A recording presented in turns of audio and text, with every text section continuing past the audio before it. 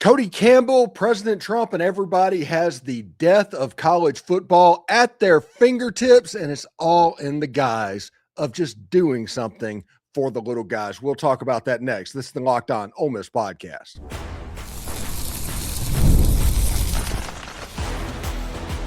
You are Locked On Ole Miss, your daily podcast on the Ole Miss Rebels. Part of the Locked On Podcast Network, your team every day. Welcome to the Locked On Ole Miss podcast, the most watched Ole Miss podcast out there. I'm your host, Stephen Willis, a 10-year veteran member of the national media with Yahoo Sports and a former Ole Miss staff member as well. On today's show, we are going to continue to talk about, in my opinion, what is the story that you need to pay attention to. That is Cody Campbell essentially trying to buy college football. We will break down what this is going on and the summit that is taking place in Washington on March 6th. And what it means for Ole Miss. It means, honestly, that they lose about $30 million a year. So we'll talk about all of that, and we will talk about it with Michael Katz from the Northeast Mississippi Daily Journal. He is going to be nice enough to join the show to discuss all of that stuff, all of this and more on today's Locked On Ole Miss podcast. Remember, we're free and available on all the podcast apps and YouTube, and a special hello to the insiders and everydayers who make the show what it is. Your team every day. Hey, have your cake and drink it too. Birthday cake flavor is back. No fork needed. Vanilla cake, cakey flavor, caffeinated kick, no sugar. It's party time. Order now at 5hourenergy.com or at Amazon. All right, so Michael, it was really interesting that everybody was talking about everything that Cody Campbell was doing and going after essentially what the SEC and Big Ten has built. This appears worse than I thought it was. I thought it was just the standard mad cries of a team that has been left behind, but I think this is much more sinister. This is designed to make Ole Miss poorer so that you can make Colorado State richer. What do you think? Well, one, I do find it entertaining that the Saving College Sports initiative is being championed by a guy who literally just bought a team and is one of the reasons a lot of people are not super into college sports right now. So it's an interesting angle from him, given what his last few years have looked like. And the money he's given to Texas Tech. But yeah, I mean, the idea of consolidated media rights, just I think that I was just reading up on Ross Dellinger's reporting on it. The intention might be, maybe it's good, depending on who you ask. But the idea of propping up schools at the bottom at the expense of the ones at the top, I don't see how that makes anything better. I don't think it makes it better, other than the fact that if you're rooting for one of those teams, they're going to be on a more even platform than they are currently. But what's going to happen, and what it feels like, is the NCAA is trying to recreate 1995 in another way, to where the same rich schools that were kind of running things back then have the money to run things right now, and everybody else, there's going to be a glass ceiling placed over them. Yeah, I struggle with it because there are the haves and the have-nots, right? That's like that's what it's always been, and that's what it's always going to be in anything. NIL, I think is kind of, I don't even know if it's even the playing field, but it's put more players on the field, Texas Tech being one of them. But at the same time, is it necessary? Like, is the best thing for college football to prop up even out the bottom? I don't see how that's saving anything. No, it's crazy. And the weird part about all of this is we just finished a playoff run where Georgia Tech, Vanderbilt, and Ole Miss were significantly involved in the discussion over the course of the whole season. And people want to tell us that the system is broken when it's doing exactly what we wanted it to do. Yeah, I mean, literally the losingest program in the history of college football just won the national championship. That was not possible before. I mean, I think this is as competitive as it's gotten in quite some time. Again, the teams that have traditionally been great, and they're still in the conversation, right? And they're still in the playoff, but they're not automatically winning it like you don't automatically know what's going to happen every year now. And honestly, it's quite nice. I don't really understand what this is going to do to create a more equitable product. I don't see it improving it from what it is right now. And obviously the SEC and the Big Ten, there's a lot of money involved for them. They don't want to lose the money that they are making off the current media deals. But at the same time, like you brought up Colorado State, for instance, right? Whatever school it is, like, why does that school deserve to be brought up? What have they done? Yeah, not a thing. And when you look at it here, to anybody that's listening, there was a one-pager put out by the SEC and the Big Ten, which is just out of the blue to Congress, where they talked about how this Cody Campbell theory that they're trying to railroad through Congress at the moment that would take about $30 million out of the pocket of SEC schools would help what is going on. That was Cody Campbell's thing. The SEC says, hey, we've tried this with the CFA. We actually sued to get out of it. And the SEC and the Big Ten became dominant players in college football because of it. Cody Campbell says, hey, change is difficult. I get that, especially when it means dismantling a long-held, broken, backward system. My sincere hope is instead of throwing up roadblocks to our congressional momentum, we can work together on solutions that put the student athletes first and preserves the viability of great American institutions of college sports. And that's not what this is. The result on the field that they're upset about, it's about competition and the ability to compete. And you have that ability right now. You might not be able to sustain it. Let's say LSU is at $40 million a year for a roster. There's no guarantee that it's going to be $40 million per year, but you're going to be allowed to compete and you're going to be allowed to do whatever you want to do. This statement from Cody Campbell is simply just because he basically owns the Texas Tech athletic department and he wants to win a national championship. And the way you do that is to bring down the ceiling of everybody while raising your own. And that is exactly what the Big 12 and the ACC is doing right now. It is interesting that, again, he is the one sort of spearheading this, because you would think that no one's happier about the way things are right now than him, because this is the first time Texas Tech has been a viable national championship candidate, and it's because of everything that is happening right now. Like they were in the conversation. It didn't go great in the playoff for them last year. They won the Big 12. They were a top 4 seed, if I remember correctly. They are a national title contender. I don't understand why. I mean, is it as simple as, well, it didn't work for us, so now it's time for everybody else to pay for it?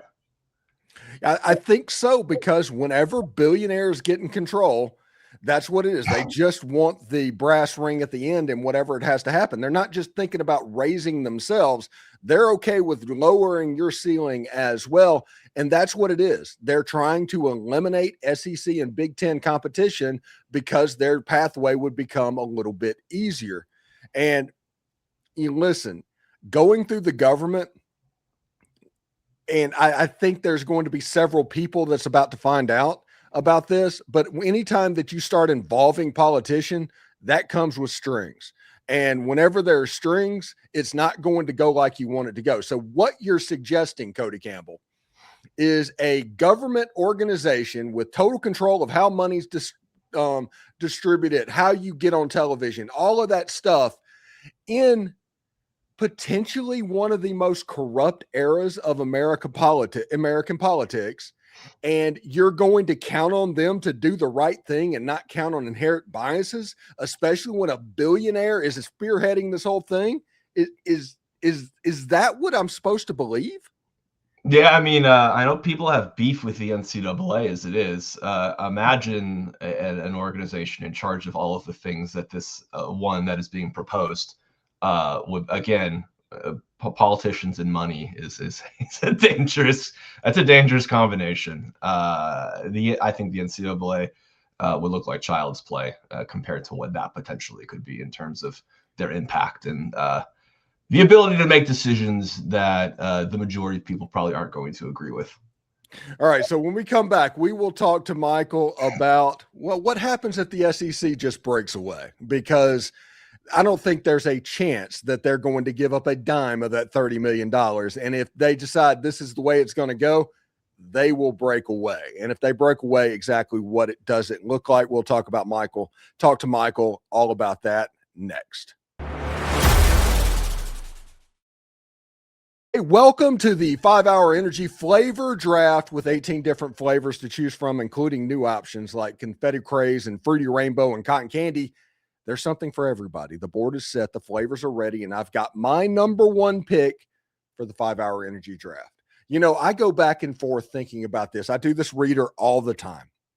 And you want to think, what is the most important flavor in the 5-Hour Energy offering to you?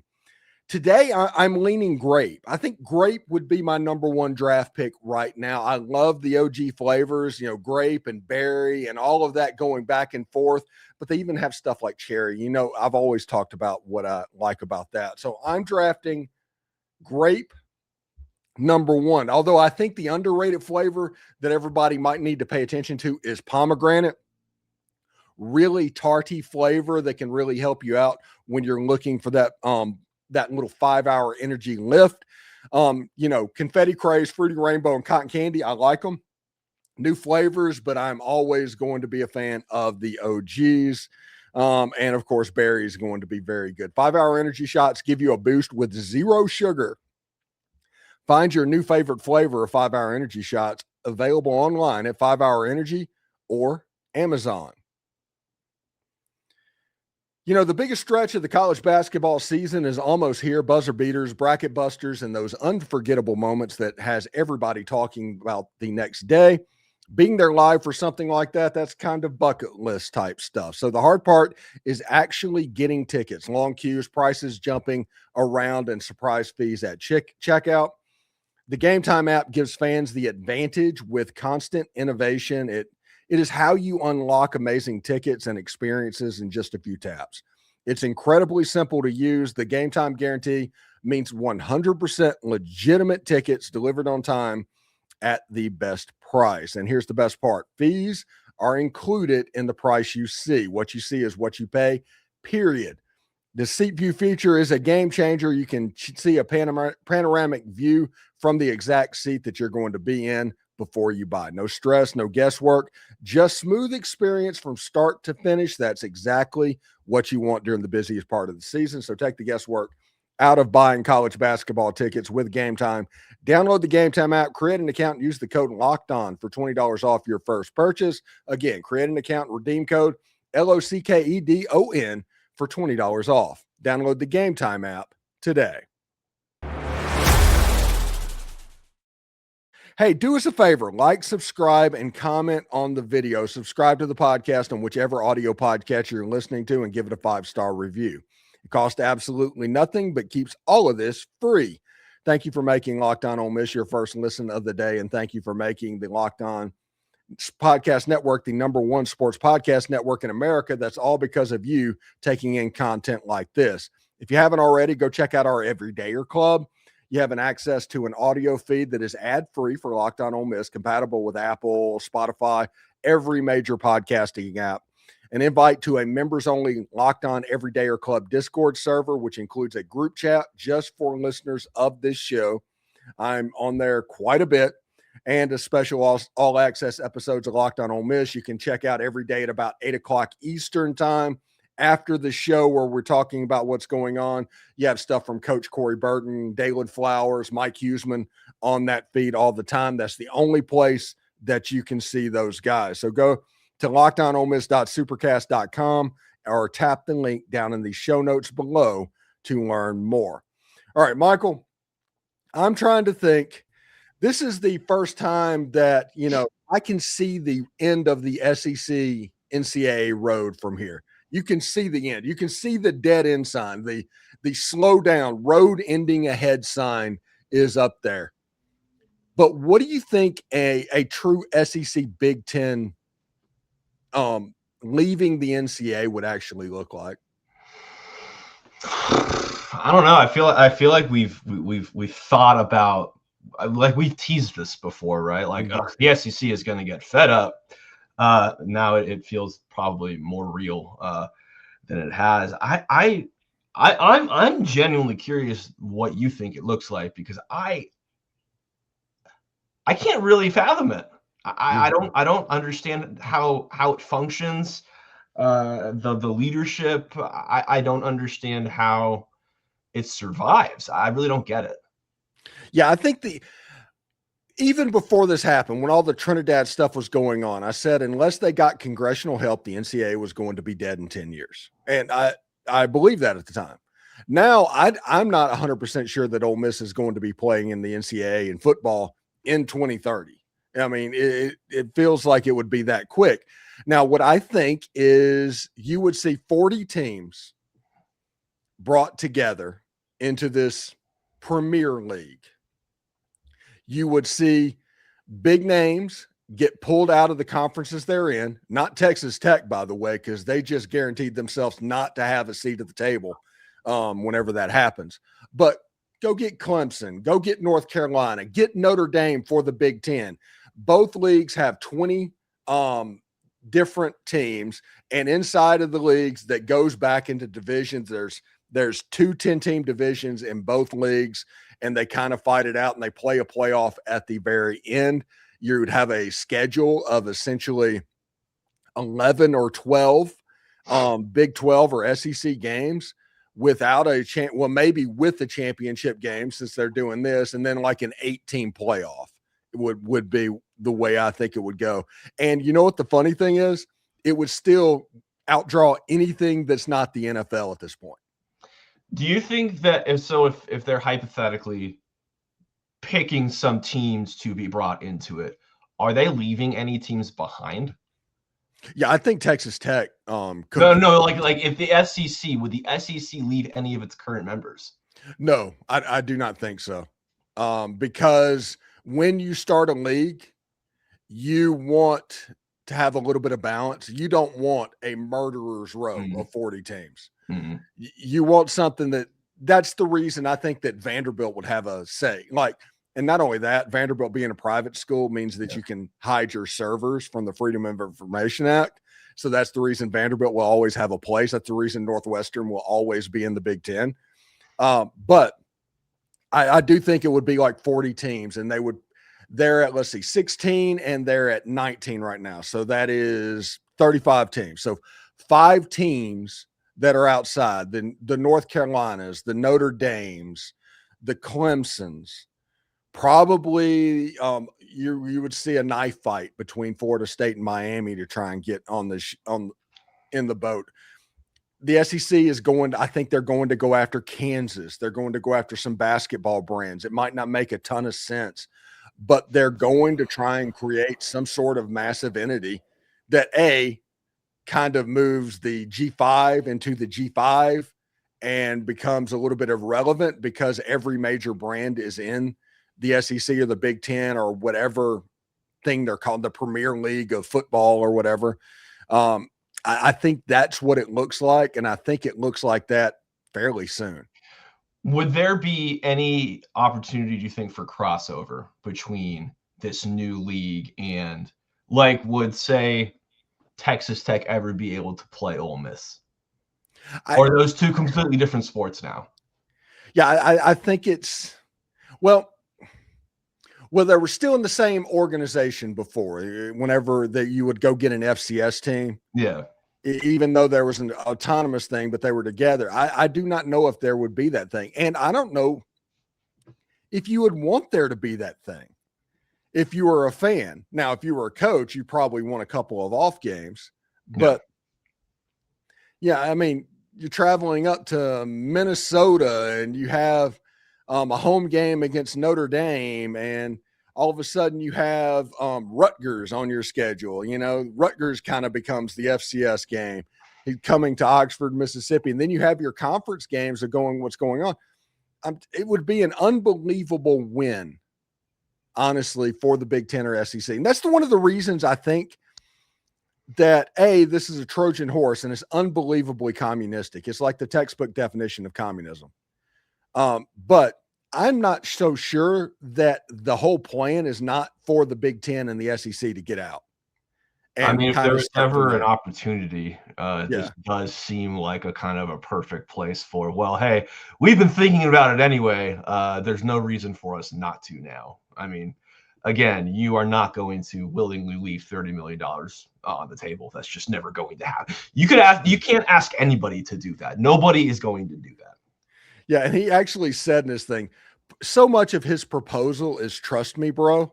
Whenever he does that, and anytime somebody does the trust me thing, you automatically go, oh, that's not going to work out. And he's like, oh yeah, nobody's asking college football teams to take less money. We're going to make more money. And it's like, okay, what happens when you don't? Yeah, promoting revenue streams that don't exist yet is a tough sell.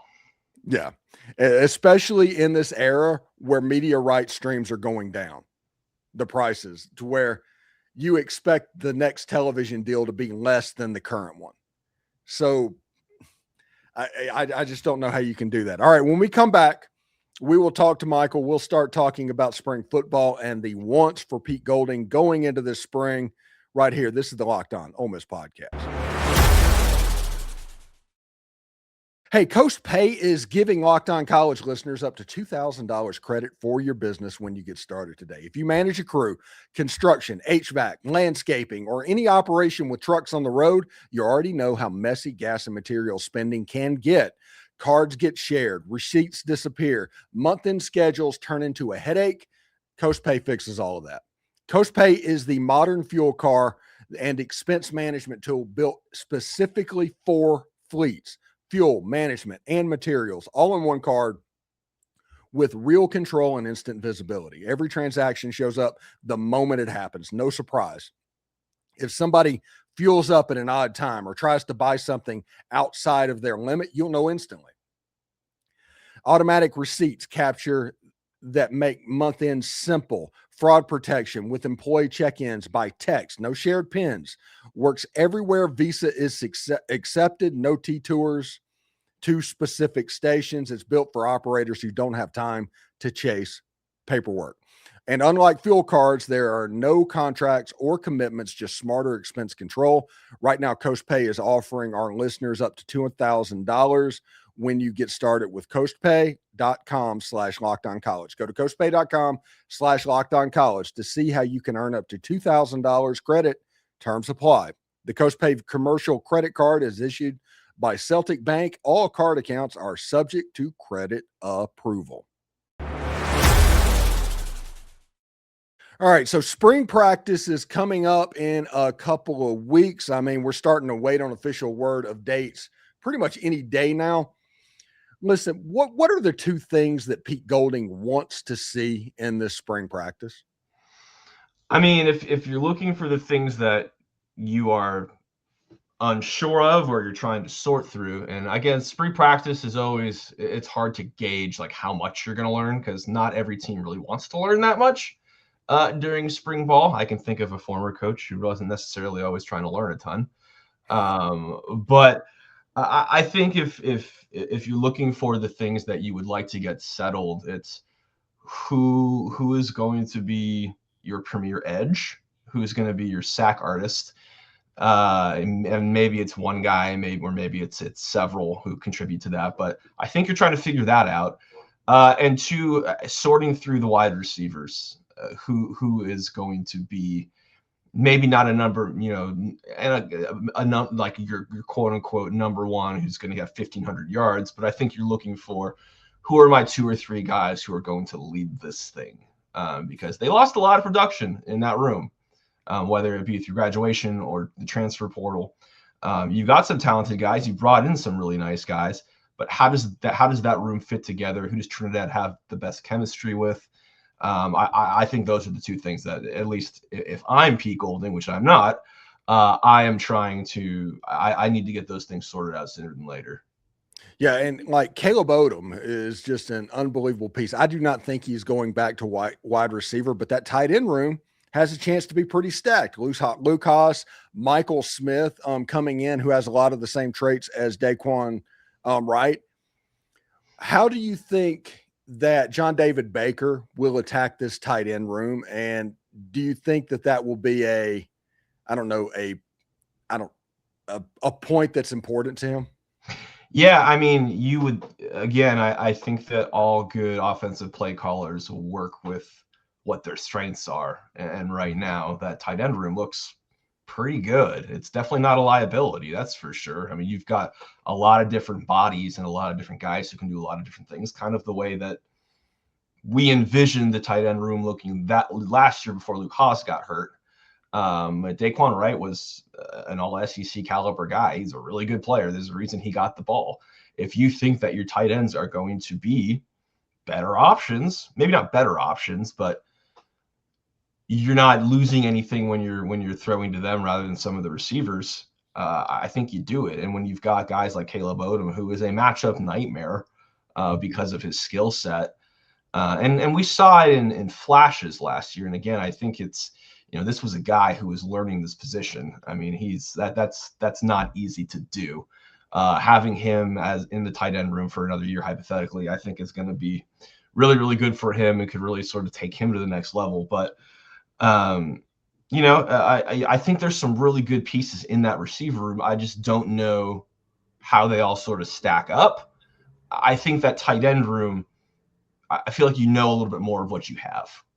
Yeah, especially after that Sugar Bowl where Luke Haas caught a touchdown pass. Hey, what do you got going on at the Daily Journal, brother? It is that time of year where everything's happening all at once. It is, depending on who you are talking to, mercifully almost the end of men's basketball season. It has been, 10 in a row. They are at Auburn on Saturday. I don't know when it ends. I really don't. It's maybe that South Carolina game, but South Carolina sometimes plays really well depending on what day you get them. So we're working through that. Obviously, they're not going to get that large bid in the NCAA tournament, but maybe they could win the SEC tournament. I won't put a ton of money on that. Following that thing through, I think it's going to be really interesting to see how they finish. Obviously, the women's basketball team is in a very different spot, though they're in a little bit of a slump right now, too. I believe they've lost 3 in a row. Yeah, they're fighting legs at the moment. They lost that 4 games in a week, just completely drained them. So I believe they have senior day coming up on Sunday, and then they start the SEC tournament. So be covering that. It'll be interesting to see if they can get themselves with a run in the SEC tournament. Can they get themselves into a hosting situation? Because right now I think they've kind of played themselves off of that line with the last few weeks. That baseball is finally playing some good competition.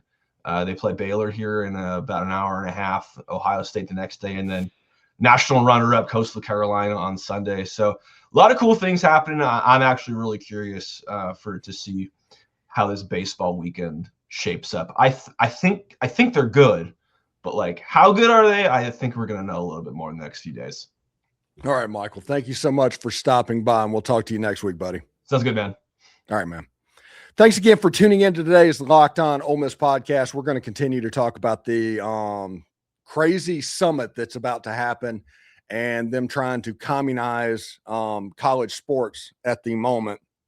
So make sure you subscribe and follow the show so you get all the latest episodes. We're on all the social channels, so check that out as well.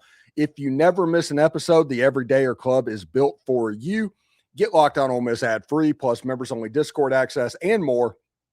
Head to LockedOnOleMiss.supercast.com to join the club. For those of you on video, we're going to send you on over to the first ever 24/7 National Locked On Podcast Network YouTube channel and audio. Make your second listen Locked On College Football. Hotty toddy, everybody. And the baseball schedule is getting better and basketball is almost mercifully over. We'll talk to you later. Hotty toddy.